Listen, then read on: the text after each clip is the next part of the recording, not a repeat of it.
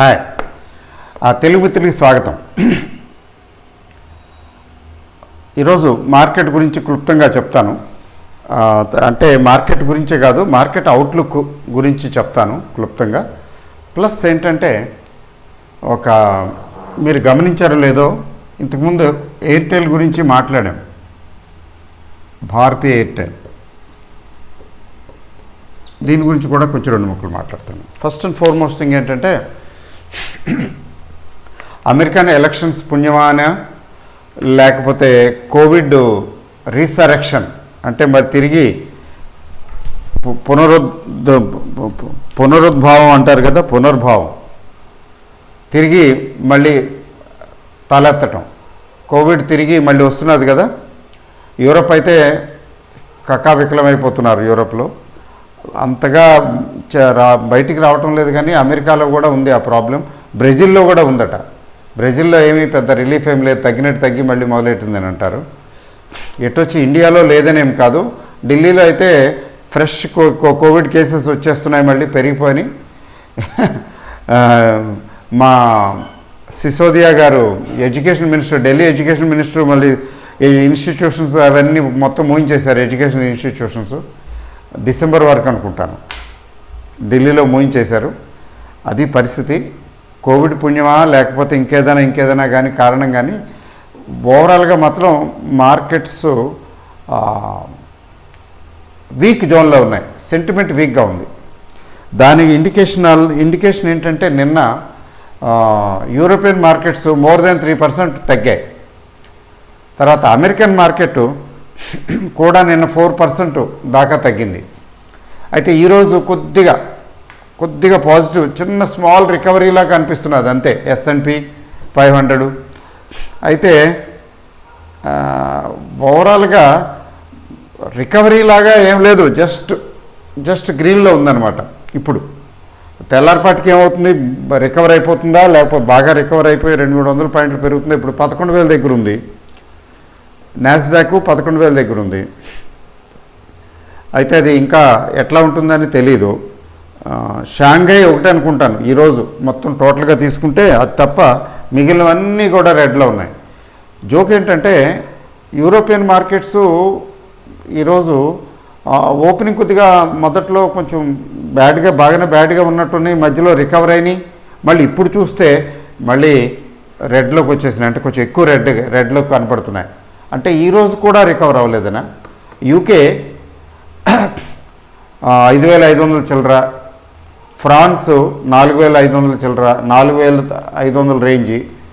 తర్వాత జర్మనీ అయితే ఘోరం, 11,500 చిల్లర. అంటే చాలా గట్టిగా, అంటే యూరోపియన్ మార్కెట్స్ కొంచెం ఎక్కువ తగ్గటం, ఒత్తిడికి గురవుతున్నాయి. అయితే ఇండియన్ మార్కెట్స్ అట్లా ఏం ఉండదులేండి. ఇండియన్ మార్కెట్స్ జనరల్గా ఇండిపెండెంట్గా, ఒక్కోసారి రెసిలియంట్గా, అంటే ఒక్కోసారి పెద్దగా రియాక్ట్ అవ్వవు, కానీ ఉండి ఎక్కువ నిలబడలేవు కదా. అంటే ఊరంతా ఒకదారి ఉలుపుకట్టు ఒకదారి అన్నట్టుగా, all alone you cannot live in isolation. European markets, American markets అంత తెగ కోసి పడేస్తుంటే, అంత తగ్గుతుంటే ఇండియా నిలబడి ఉండలేదు. అది ఇట్స్ నాట్ పాసిబుల్. అందువల్ల ఏంటంటే సెంటిమెంట్ ఇండియన్ మార్కెట్లో కూడా వీక్గానే ఉందనే చెప్పాలి. ఈరోజు అయితే బుల్స్ బేర్స్ పాపం చాలా కష్టపడ్డారు. చాలా సెటిల్మెంట్ రోజు కాబట్టి బాగా కష్టపడ్డారు, ట్రై చేశారు. టగ్ ఆఫ్ వారే ఈరోజు. అట్లా ఆ విధంగా ఏంటంటే 600కి దిగకుండా ఒకానొక్క క్షణంలో ఏదో కొద్దిగా 600 రేంజ్కి వచ్చినట్టే వచ్చినా, మొత్తానికి 600 అబోవే ట్రేడ్ అయ్యేలాగా మొత్తానికి మేనేజ్ చేశారు. 600కి స్థాయికి రాలేదు. అయితే బేర్స్ ఏంటంటే 700 దాటినవి, 700 రేంజ్కి వెళ్ళనివ్వలేదు. ఎట్ ది మోస్ట్ 11,670, 680 రేంజ్ అంతే. అంతకన్నా ఏమీ అలౌ చేయలేదు ఫైనల్గా. అందువలన all this is because of underlying sentiment week, bearish sentiment కనబడుతున్నది. అందువల్ల ఏంటంటే మార్కెట్లు ఇంకా తగ్గవచ్చు, ఇంకా తగ్గడానికి అవకాశాలు కనబడుతున్నాయి. ఫ్రెష్ బయింగ్ చేయక్కర్లేదు, ఇబ్బంది ఏమి లేదు. షార్ట్ టర్మ్ కూడా బై చేయవలసిన అవసరం ఏమీ లేదు. ఎందుకని ఎట్లా ఉంటుందో, ఎక్కడికి వచ్చి ఆగుతుందో, ఎలా స్టెబిలైజ్ అవుతుందో తెలియదు. లేదా ఈలోగా మార్కెట్లు ఏంటంటే తగ్గేటప్పుడు చెప్పా పెట్టకుండా తగ్గుతాయి కదా. ఈలోగా ఎప్పుడన్నా గట్టిగా 200-300-400 పాయింట్లు తగ్గితే మనం కొంచెం షాక్ అయిపోతాం.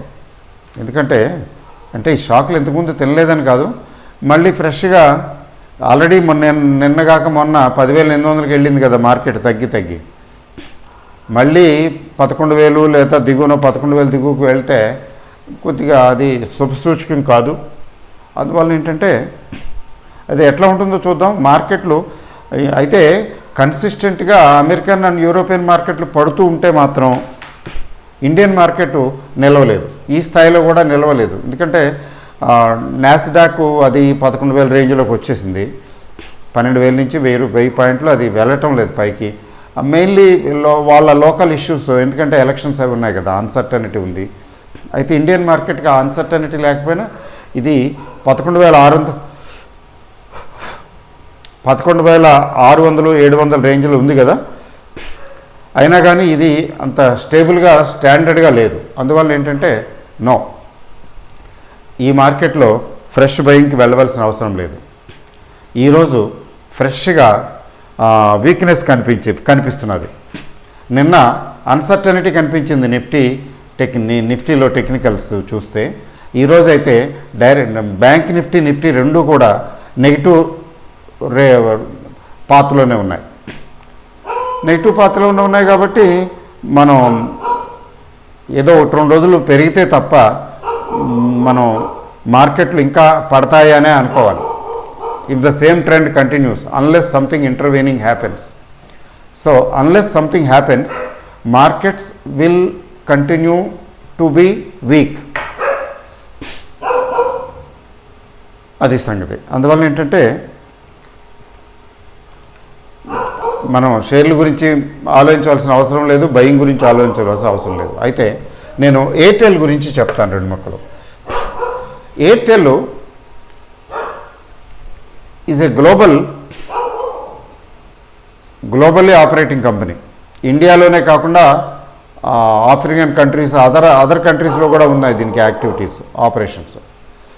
తర్వాత మొన్న వచ్చిన రిజల్ట్స్ ఏం ఇండికేషన్ ఇస్తున్నాయంటే కంపెనీలో స్ట్రెంగ్త్ ఉంది, అంటే ఆటుపోట్లు తట్టుకోగలిగిన కెపాసిటీ ఉన్నదని నిరూపిస్తున్నది. ఎట్లా అంటే ప్రాఫిట్స్లోకి ఏమీ గొప్పగా వెళ్ళిపోలేదు, కానీ లాసెస్ని నేరో చేస్తున్నది. అంటే సింపుల్గా చెప్పాలంటే ఏదో చెప్తాను చూడండి, టర్న్ అరౌండ్ టైపు. ఆ టర్న్ అరౌండ్ టైపు ఇప్పుడు అయితే ఇండియన్ ఆపరేషన్స్లో ప్రాఫిట్స్ ఏం సంపాదించడం లేదు, అవకాశం అంత ఇప్పుడు ప్రస్తుతం ఉన్న పరిస్థితుల్లో వీలు పడదు కూడాను. అయితే లాంగ్ టర్మ్ ఇన్వెస్ట్మెంట్కి మనం ఎట్లా ఉంటుందంటే చాలామంది న్యూ ఇన్వెస్టర్స్ ఇన్ పర్టికులర్, తర్వాత 1 or 2 years 3 years ఎక్స్పీరియన్స్ ఉన్న వాళ్ళు జనరల్గా ఏమనుకుంటారంటే ఇప్పుడు కొంటే పెరగట్లేదు, మనం కొంటాము, అది పెరగట్లేదు, తగ్గుతుంది. దాంతో ఇంకేమనుకుంటామంటే ఇదేంటి పెరగట్లేదు తగ్గుతుంది, ఏదో సంథింగ్ వెంట్ రాంగ్. వాళ్ళు చాలా ఎక్కువ టెన్షన్ అయిపోతారు. దానికి కారణం ఏంటంటే దాని బేసిక్స్, ఫండమెంటల్స్ అర్థం చేసుకోకుండా కొంటారు కదా. అందువల్ల అది ఎటుపోతుందో తెలియదు, అయోమయంగా ఉంటుంది. అది వాళ్ళ తప్పేం కాదు. కాబట్టి కొంచెం బేసిక్స్, ఫండమెంటల్స్ చూసుకుని ఇన్వెస్ట్ చేసేటప్పుడు భయపడరు. సరే చూద్దాం, కొన్నాం కదా, లెట్ ఇట్ బి. కొంచెం పేషెన్స్, తర్వాత లాంగ్ టర్మ్ పర్స్పెక్టివ్ అట్లా. ఇప్పుడు ముఖ్యంగా నిఫ్టీ 50 స్టాక్స్ ఉన్నాయనుకోండి. ఇప్పుడు ఎయిర్టెల్ ఉంది, నిఫ్టీ 50 స్టాకు. నిఫ్టీ 50 స్టాక్స్ జనరల్గా దెబ్బతినవు, అసలు దెబ్బతినకుండా ఉండవు. ఒక 20-30% పోతూనే ఉంటాయి ప్రతి సంవత్సరం. కాకపోయినా ఎవ్రీ 2-3 yearsలో ఒక 5 years సైకిల్ తీసుకుంటే దగ్గర రొటేషన్లో ఒక 20% షేర్లు పోతాయి. అంటే పూర్తిగా పోకపోయినా దెబ్బతింటాయి. పెర్ఫార్మెన్స్ ప్రాబ్లమ్స్ ఇంకోటి వాటిని తీసేసి తిన్నగా జూనియర్ నిఫ్టీలో పడేస్తారు. ఇంకేదో జూనియర్ నిఫ్టీ నుంచి తీసుకుని బాగా పెర్ఫామ్ చేస్తున్న కంపెనీని తీసుకొచ్చి అందులో నిఫ్టీలో యాడ్ చేస్తారు. అందువల్ల మీరు గమనించారో లేదో నిఫ్టీ సదాబహారు, అలాగే జూనియర్ నిఫ్టీ కూడా సదాబహారే ఒక రకంగా. ఎందుకని ఇక్కడ బాగా పెర్ఫామ్ చేయకపోతే డిమోట్ చేస్తారు, బాగా పెర్ఫామ్ చేస్తే పైకి ప్రమోట్ చేస్తారు. నిఫ్టీ తర్వాత ఇంకా ఫర్దర్ ప్రమోషన్ ఏం లేదు, అక్కడే ఉంటుంది. అందువలన అన్సర్టనిటీ కొంచెం తక్కువ ఉంటుంది నిఫ్టీ 50, నిఫ్టీ నెక్స్ట్ 50 స్టాక్స్లో, నిఫ్టీ నెక్స్ట్ 50 కంటే నిఫ్టీ 50 స్టాక్స్లో. అయితే ఇనార్మస్ గ్రోత్ రాదు, పెద్ద గ్రోత్ రాదు. అయితే over a long period of time జనరల్గా నిఫ్టీ నెక్స్ట్ 50కి కొంచెం గ్రోత్ ఎక్కువ వచ్చే అవకాశం ఉంది. అందుకని మనం ఇండెక్స్ ఫండ్స్లో నిఫ్టీ 50 కంటే నిఫ్టీ నెక్స్ట్ 50 ప్రిఫర్ చేస్తే బాగుంటుంది, కొంచెం దాని గ్రోత్ రేట్ బాగుంటుందనే ఎక్స్పెక్టేషన్తో అది చేయడం జరిగింది. But Nifty 50 there is nothing wrong. అసలు నన్ను అడిగితే ఇంకా బెటర్, ఇంకా నిఫ్టీ 50 సగం, నిఫ్టీ నెక్స్ట్ 50 సగం, 2 సకాలు పెట్టుకుని ఇండెక్స్ ఫండ్లో 2 సకాలు పెట్టుకుంటే ఇంకొంచెం బెటర్గా ఉంటుందేమో. అసలు అన్సర్టనిటీ తక్కువ ఉంటుంది. But long run to very long రన్లో అవసరం ఉండదు దానికి. బట్ ఏంటంటే చాలామంది షార్ట్ రన్లో చూస్తుంటారు, 2 ఏళ్ళు అయింది, 3 ఏళ్ళు అయింది, నేను ఇండెక్స్ ఫండ్లో పెట్టాను, గ్రోత్ లేదు, అట్లా అనుకుంటుంటారు. 2 ఏళ్ళు, 3 ఏళ్ళు, 4 ఏళ్ళలో లేనిది 1 సంవత్సరంలో వచ్చేస్తుంది ఆ గ్రోత్. కన్సిస్టెంట్గా పెరగవు కదండి స్టాక్స్, ఎప్పుడు కూడా పెరుగుతూ తగ్గుతూ ఉంటాయి, జిగ్జాగ్గా ఉంటాయి. కానీ ఫైనల్గా చూడండి, ఎంత జిగ్జాగ్గా ఉన్నా ఫైనల్గా తగ్గుతాయి, ఫైనల్గా పెరుగుతాయి. అది అంటే ఇండివిజువల్ స్టాక్స్కి ఈ గ్యారంటీ లేదు. మనం 50 స్టాక్స్ యాజ్ ఏ యూనిట్ తీసుకుంటాం కదా, నిఫ్టీ 50 కానీ నిఫ్టీ నెక్స్ట్ 50 కానీ. మీరు ఈటీఎఫ్లో ఇన్వెస్ట్ చేసినా లేకపోతే ఇండెక్స్ ఫండ్లో ఇన్వెస్ట్ చేసినా అది తెలుస్తుంది. ఇనార్మస్ గ్రోతే ఉండదు, బట్ కన్సిస్టెంట్గా గ్రోత్ ఉంటుంది, రీజనబుల్ గ్రోత్ ఉంటుంది. ఆ రీజనబుల్ గ్రోత్ ఫైనల్గా ఏంటంటే 15% అండ్ అబవ్ CAGR తెచ్చిపెడుతుంది over a very long period of time. అంతేకాని 4 ఏళ్ళు 3 ఏళ్ళు అట్లా చూడకండి. ఓకే అండి, అది సంగతి. సో భారతీ ఎయిర్టెల్ గురించి చెప్తున్నాను కదా, ఇది ఏంటంటే లాంగ్ టర్మ్కి స్టాండర్డ్ పిక్ అనే అనిపిస్తున్నది నాకు. ఎందుకని స్టాండర్డ్ పిక్ అనిపిస్తున్నదంటే sound management, experienced and sound management, ఈ ఇండస్ట్రీలో ఈ ఫీల్డ్లో నిష్ణాతులు వీళ్ళు. తర్వాత రిలయన్స్ బీట్ చేసినా కానీ, చేస్తుందంటే చేస్తున్నది ప్రస్తుతానికి, జియో బాగానే డామినేట్ చేస్తున్నది. ఇన్స్పైట్ ఆఫ్ దట్ ఆ కాంపిటీషన్ని తట్టుకోగల కెపాసిటీ ఎయిర్టెల్కి ఉంది. అదే వోడాఫోన్కి, ఐడియాకి ఉందా అంటే ఉంది, కానీ వాళ్ళు ఫైనాన్షియల్ స్ట్రగుల్లో ఉన్నారు, వాళ్ళకి ఎక్కువ టైం పడుతుంది ఒకవేళ వచ్చినా. కానీ ఎయిర్టెల్కి అలాంటి పరిస్థితి ఏం లేదు. తర్వాత రిసోర్సెస్ మొబిలైజ్ చేయటంలో కూడా చేయగలుగుతుంది, ఎందుకంటే కొంచెం బాగా డబ్బులు సంపాదించున్నారు, నెట్వర్త్ బాగా పెరుగుంది కంపెనీకి, కాబట్టి తట్టుకోగలుగుతారు. అందువల్ల ఇప్పుడు 450 ఆ రేంజ్లో ఉంది, 450 ఆ రేంజ్లో ఉంది కదా. So it's a good pick అనే అనిపిస్తుంది. బై ఆన్ డిప్స్ లాంటి స్టాకే ఇది.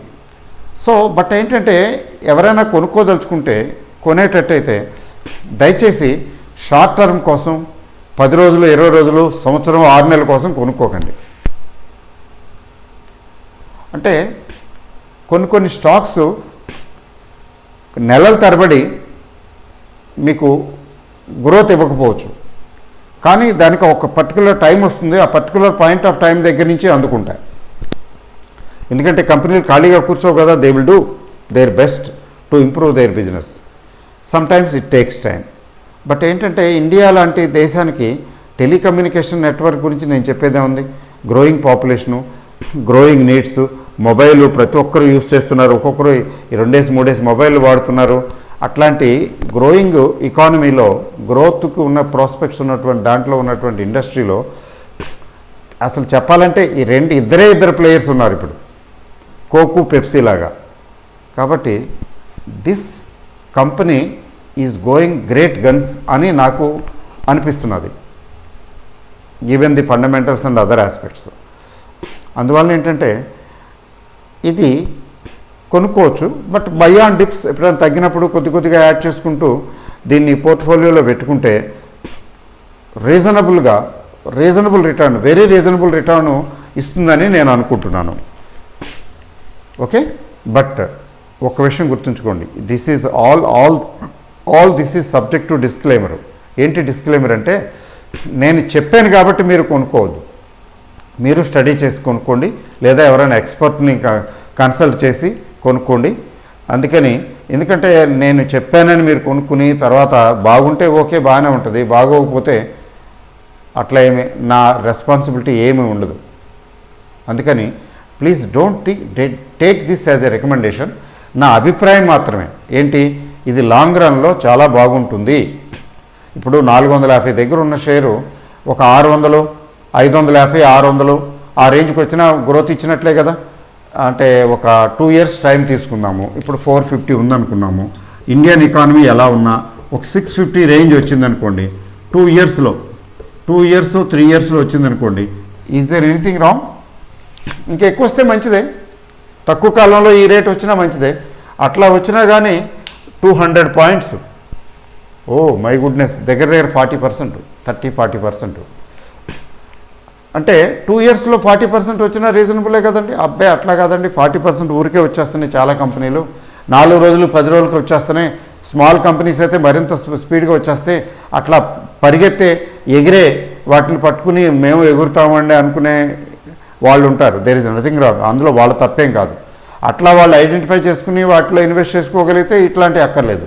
అట్లా ఎందుకులేండి, అట్లా అక్కర్లేదు. పరిగెత్తి పాలు తాగే కంటే నిలబడి నీళ్ళు తాగటం మిన్నాని ఏదో సామెత ఉంది కదా, అట్లా తీసుకునే వాళ్ళకి సాలిడ్గా కొంచెంగా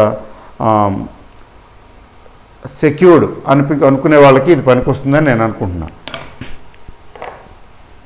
ఓకే, బట్ స్టాక్ మార్కెట్లో ఉన్న రిస్క్, ఈక్విటీ ఇన్వెస్ట్మెంట్లో ఉన్న రిస్కుల గురించి నేను ప్రత్యేకించి చెప్పక్కర్లేదు, అవి ఉండనే ఉంటాయి. అందుకని దీన్ని మీరు రికమెండేషన్గా భావించకుండా మీరు స్వయంగా డెసిషన్ తీసుకోండి, ఎందుకంటే దాని తాలూకు బాధ్యులు మీరే. ఓకేని, so thank you very very much.